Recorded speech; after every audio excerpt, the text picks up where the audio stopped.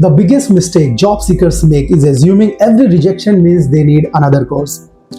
I have seen developers spend months learning Angular, then JavaScript, then machine coding, then system design, and every rejection convinced them to learn something new. Last week I spoke with front-end developer who had been preparing for almost a year.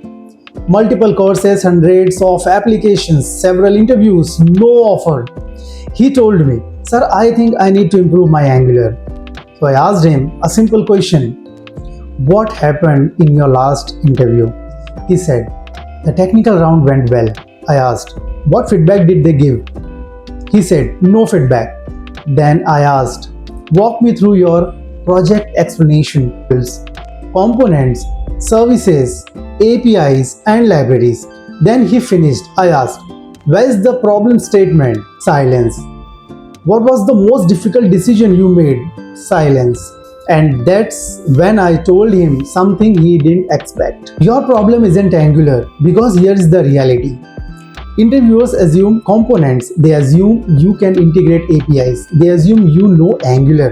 What they are trying to understand is something else.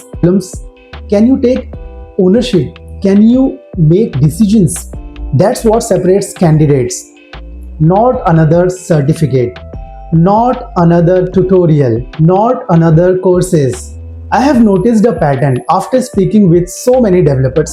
The candidates struggle the most are often not the least skilled. They are the ones who keep learning but never stop to ask, "Can I actually communicate my value?" Interviews are not a test of everything you know.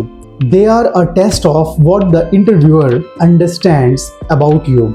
You might have great experience, you might have solved difficult problems, you might have delivered real business value.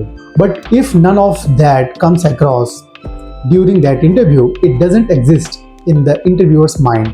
And that's why some developers keep preparing for months without seeing a better results.